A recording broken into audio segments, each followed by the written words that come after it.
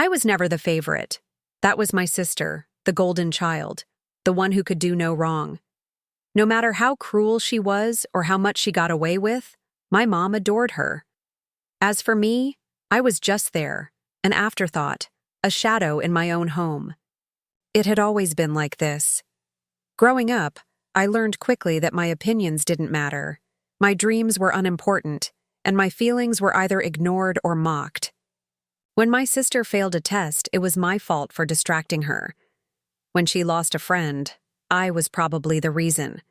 When she broke something, I must have pushed her into it. And my mom believed her every single time. I tried to be the perfect daughter. I worked hard, got good grades, stayed quiet when they insulted me, never fought back. I thought maybe, just maybe, if I proved my worth, they'd finally love me like they loved her. But nothing changed. Everything fell apart the night they told me I had ruined their lives. It started with an argument. Well, they were arguing, and I was just standing there, letting them yell. My sister had flunked a class, and instead of taking responsibility, she blamed me again. I don't even know how. Maybe I stressed her out just by existing. "You've ruined our lives," she screamed. I barely had time to react before my mom echoed, "We'd be happier without you." That was it. The moment that broke me. I didn't cry, scream, or beg for them to take it back. I just nodded. Then I turned, walked to my room, grabbed a backpack, and packed whatever I could fit. They didn't stop me. They didn't even watch me leave. And just like that, I was gone. I stepped out into the night, the weight of my backpack pressing down on my shoulders, but nothing compared to the heaviness in my chest. I walked without a destination, just putting distance between me and the house I had never truly called home. It was cold. I remember that vividly. The air bit at my skin, but I didn't shiver. I was numb. I had always thought leaving would feel dramatic, like in the movies, maybe with tears streaming down my face or a last look at the home I was abandoning. But there was none of that. No one ran after me. No one called my name. No one cared. I had no plan, no safety net. My savings were laughable. Just a couple $100 I'd secretly saved from tutoring gigs. But one thing was certain. I would never go back. I found a cheap motel for the night, paying for a single room with shaky hands. I stared at the bed but couldn't bring myself to lie down. Instead, I sat at the small desk, the dim yellow light flickering above me, and tried to figure out what to do next. I didn't have a degree. I didn't have connections. I barely had money. But I had one advantage. I'd spent my whole life being ignored and underestimated. No one had ever handed me anything. If I was going to make it, I'd have to build something from nothing. I started with what I knew, studying. It sounded ridiculous at the time, but I was good at it. I'd spent years excelling in school, tutoring other kids, helping them understand tough subjects. Maybe, just maybe, I could turn that into something. The next day, I walked into a small cafe, ordered the cheapest coffee on the menu, and used their free Wi-Fi to apply for every online tutoring job I could find. I set my rates low, just enough to get noticed. At first, it was barely enough to survive. I lived on instant noodles and dollar store groceries. I rented a room in a shared apartment with 3 strangers who barely acknowledged I existed. But it was still better than where I'd come from, because every day I woke knowing no one would yell at me, blame me for their failures, or tell me I was ruining their lives. And that was enough. Months passed. My tutoring jobs grew. 1 client turned into 3, 3 into 10. Soon, I was making enough to move into a tiny studio apartment, barely bigger than a box, but it was mine. Through it all, my family never called. Not once. Not on my birthday, not on holidays, not even to check if I was alive. It hurt. The kind of pain old wounds bring, deep, silent, and lingering. But I told myself it was fine. If they didn't, care, then neither did I. A year into my new life, things changed. I'd built a reputation as a tutor specializing in college entrance exams. Students from all over the country reached out, desperate for help. But I was still trading time for money, and I knew it wasn't sustainable. That's when I had an idea. What if I turned my lessons into something bigger, something scalable? I spent months learning digital marketing, watching free YouTube tutorials, reading every article I could find. Then, I created my own online course, the Ultimate SAT Prep Guide. It was a risk. I poured every spare dollar into designing the course, building a website, running ads. At first, sales trickled in, one here, two there. Then something shifted. Word of mouth spread. Students raved about my methods, sharing them online. Almost overnight, it exploded. I woke up one morning to see my sales had tripled, then quadrupled. Within months, I was making more than I ever dreamed. I moved into a sleek, high-rise apartment, the kind I used to dream about. I traveled, met people who respected me, and built friendships based on choice, not obligation. I had done it. I built myself from nothing. And my family? They were nowhere to be found. Not a single message, not a call. They didn't care about me. Until this morning, when my phone buzzed. I barely glanced at it, then saw the notifications. Mom, 6 missed calls. Sister, 8 missed calls. I stared at the screen, heart pounding. After all this time, after they made it so clear they never wanted me, I let out a slow breath. I had changed. I wasn't the weak, desperate girl they thought I was anymore. Pushed out of their lives, I wasn't their punching bag anymore. Whatever they wanted, it wasn't going to be an apology, and I had no intention of making it easy for them. I sat there staring at the screen for what felt like hours, though it was only a few minutes. My mind raced. What could they possibly want after all this time? Mom had never once apologized for how she treated me, never admitted how she always chose my sister over me. And my sister? She hadn't even noticed I was gone until now. But now, after everything, they wanted me. Finally, I decided to pick up. It was almost surreal hearing her voice after so long. "Hello," I said, keeping my voice neutral. "Sweetie, please, we need to talk." Mom's voice trembled. Sweetie, after all these years, she hadn't called me that in a long time. The fake tenderness stung. "What's going on?" I asked, hiding my disbelief. There was a long pause. We've fallen on hard times," Mom continued, her voice cracking. "Your sister, she's been having trouble at school again, and with everything going on, we just don't have enough. We need your help." I bit my lip, feeling a strange mix of satisfaction and rage bubbling inside me. So this was why they were calling now. "What kind of help?" I asked, keeping my tone calm. "We need money," she blurted. "Your sister's tuition is due, and we have bills we can't pay. I know we've never been there for you, but please, we're struggling. We need you to help us. We know it's a lot to ask, but please, we've tried everything." I could hear her sniffle. Maybe it was genuine, or maybe just guilt trying to sneak back in. "Please," she repeated. "We need you back. We need your support." My support, the same support they'd rejected for years. I closed my eyes for a moment, fighting to control the flood of emotions threatening to choke me. How could they think this was okay? For the first time in a long time, I felt something other than indifference. It was laughable. "You're serious?" I said, a bitter laugh, escaping my lips. "You really think I'll come back and help you after everything?" There was a pause, then my mom's desperate voice. "Please don't do this. We know we messed up, but we're your family. You can't just leave us like this." "You never cared about me when I needed you," I shot back, my voice trembling with held-back anger. You were too busy with your golden child. You let me disappear. You told me I'd be better off without me." I paused, feeling the rage rise in my chest, but I held it back. I wasn't going to let them see how much they had hurt me. I wasn't going to let them twist this back onto me. "I don't owe you anything," I said, every word sharp as glass.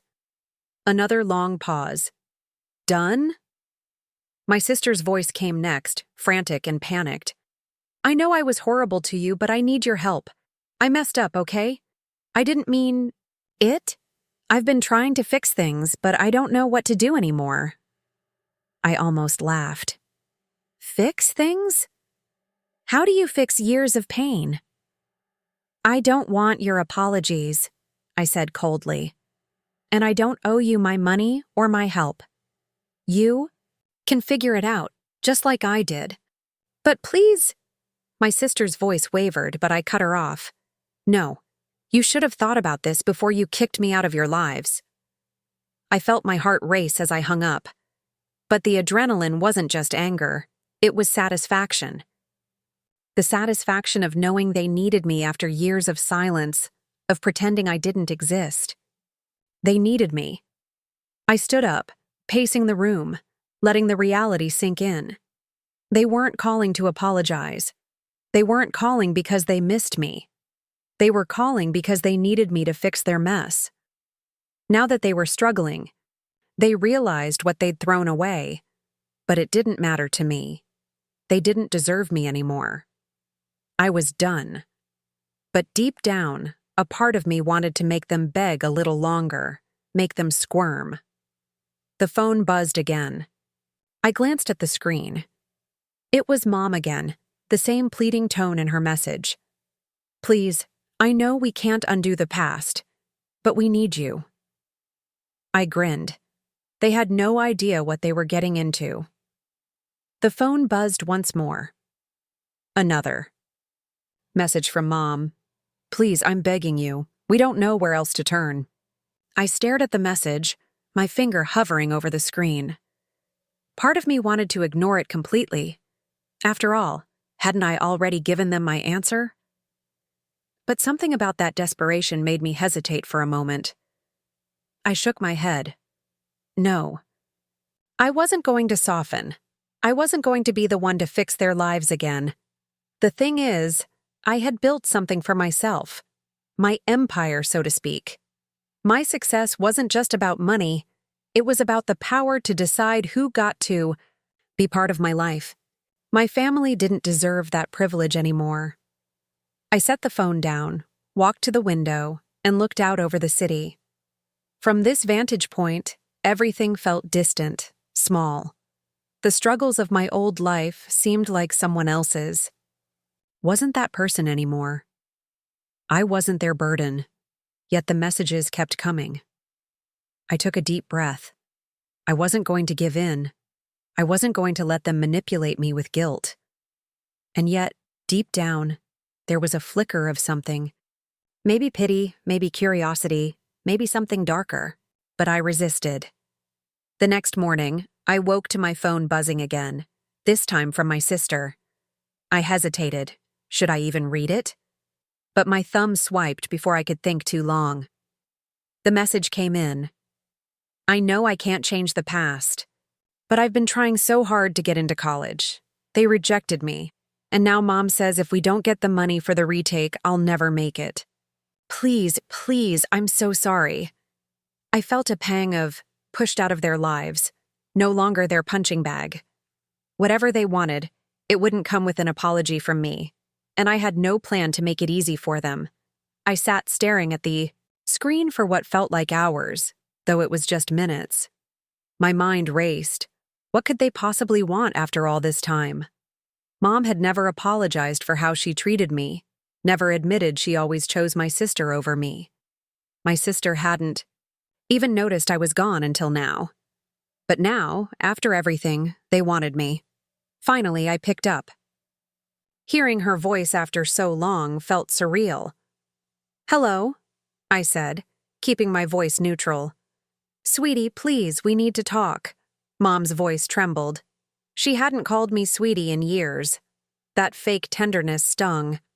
"What's going on?" I asked, disbelief thick in my tone.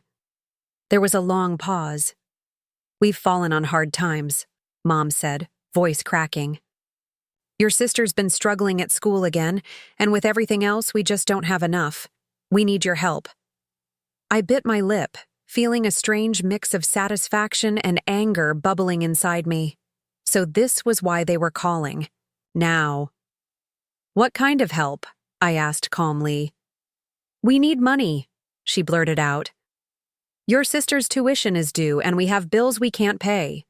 I know we haven't been there for you, but please, we're struggling. We need your help. We know it's a lot to ask, but we've tried everything." I could hear her sniffle, maybe genuine, or maybe just guilt sneaking back in. "Please," she repeated. "We need you back. We need your support." Her words hung in the air. My support, the same support they rejected for years. I closed, my eyes fighting back the rush of emotions threatening to choke me. How could they think this was okay? For the first time in a long while, I felt something besides indifference. It was laughable. "You're serious?" I said, a bitter laugh escaping. "You really think I'll come back and help you after everything?" There was a pause, then Mom's desperate voice. "Please don't do this. We know we messed up. But we're your family. You can't just leave us like this." "You never cared when I needed you," I shot back, my voice trembling with suppressed rage. "You were too busy with your golden child. You let me disappear. You told me I'd be better off without you." I paused, the anger bubbling up, but held it in check. I wouldn't let them see how much they'd hurt me. I wouldn't let them twist this back on me. "I don't owe you anything," I said, every word sharp as glass. Another long pause. Then my sister's frantic, panicked voice came through. "I know I was horrible to you, but I need your help. I messed up, okay? I didn't mean it. I've been trying to fix things, but I don't know what to do anymore." I almost laughed. "Fix things? How do you fix years of pain?" "I don't want your apologies," I said coldly. "And I don't owe you my money or help. You figure it out, just like I did." "But please!" My sister's voice wavered, but I cut her off. "No. You should have thought about this before you kicked me out of your lives." My heart raced as I hung up. The adrenaline wasn't just from anger, it was satisfaction.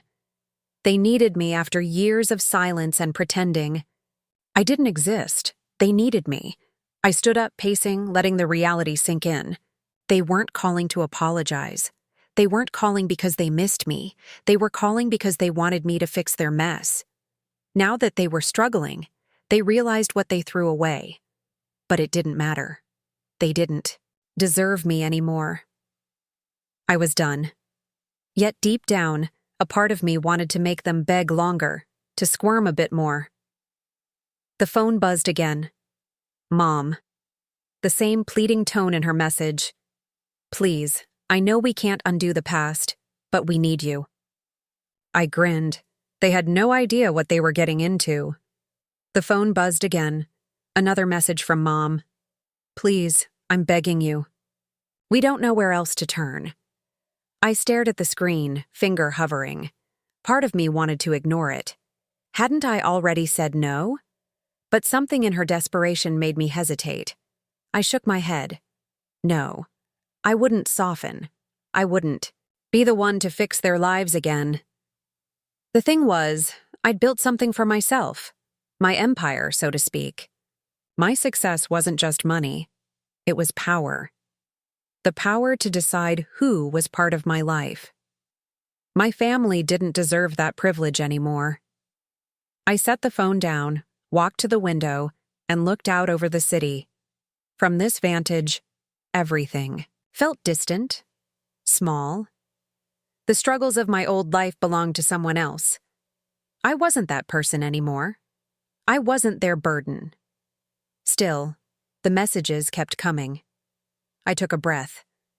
I wasn't giving in. I wouldn't let guilt or manipulation win. Yet deep down, there was a flicker. Maybe pity, maybe curiosity, maybe something darker.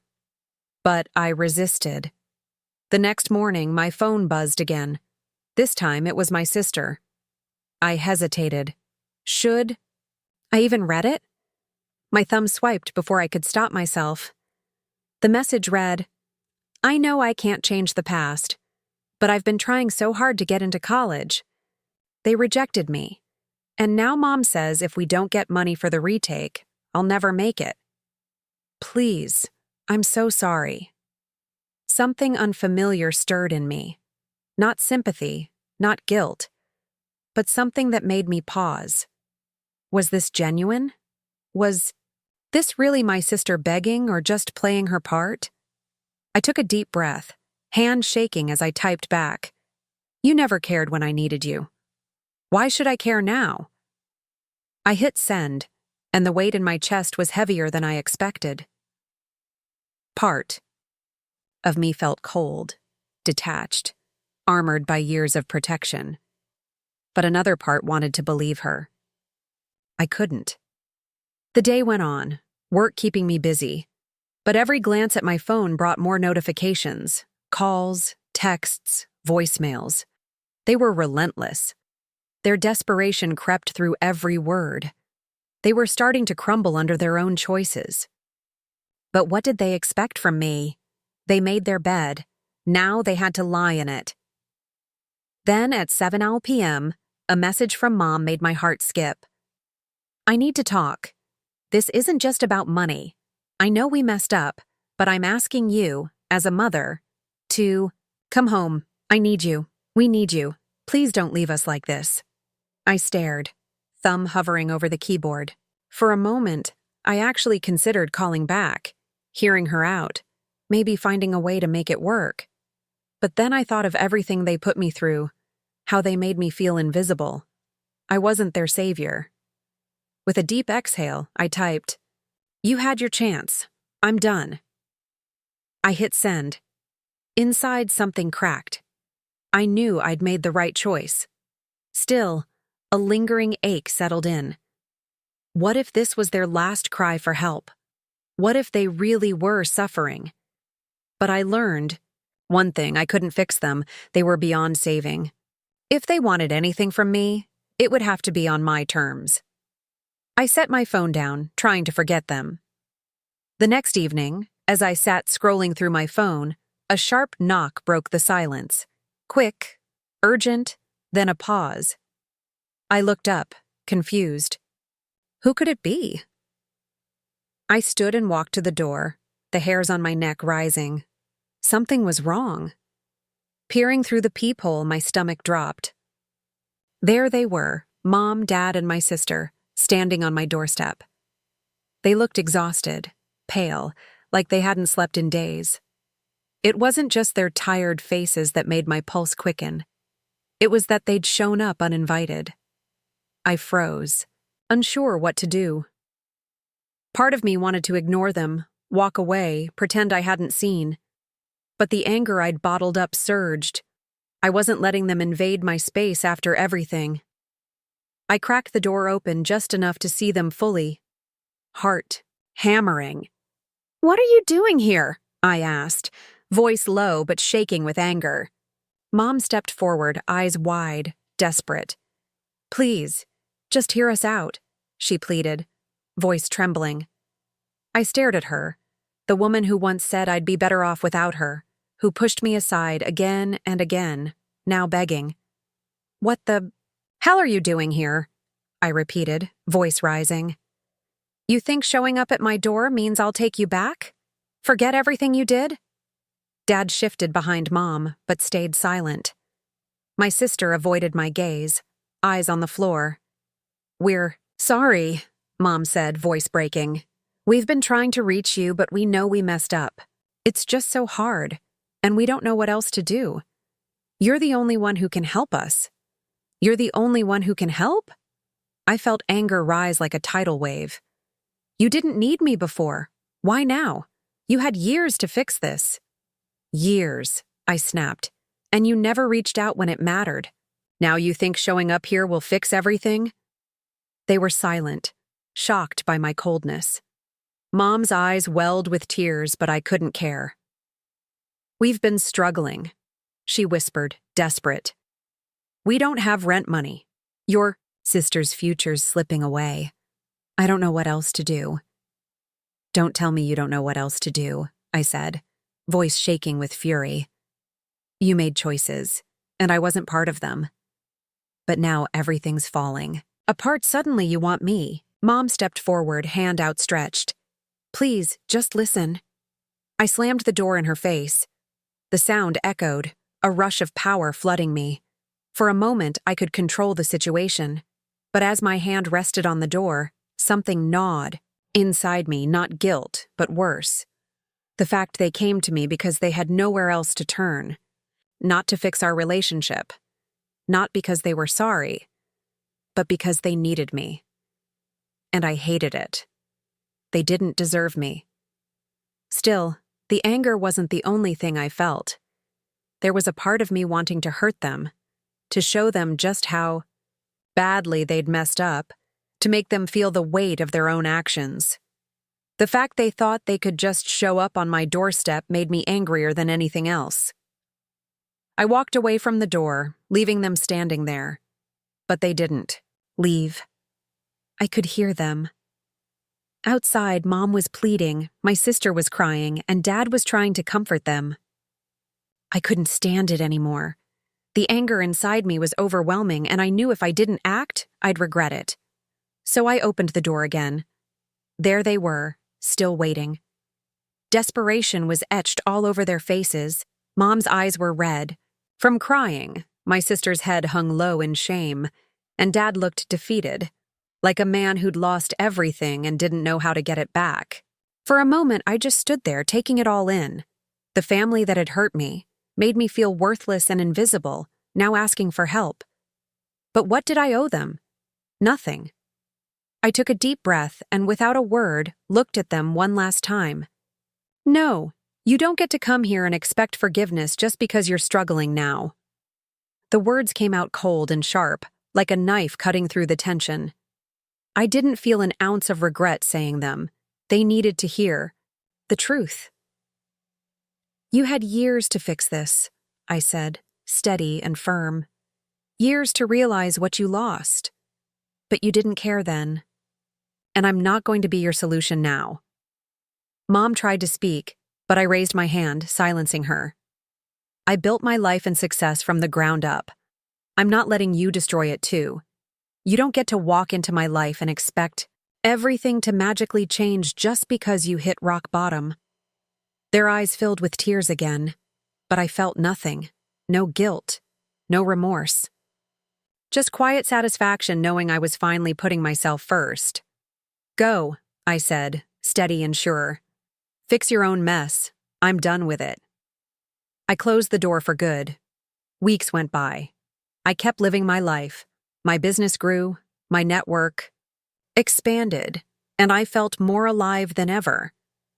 I had become who I always wanted to be. The person who didn't need to apologize for success. The person who learned to let go of toxic parts of the past. I never heard from them again. No calls, no messages. And you know what? That was fine. It was the quiet peace I hadn't realized I'd been craving. Over time, I understood something important. The people who hurt you and abandoned you aren't the ones you should seek validation from. You are the one who matters. You decide your future. In the end, I learned one simple truth. You can't keep giving to people who never gave anything back. The door closed for good,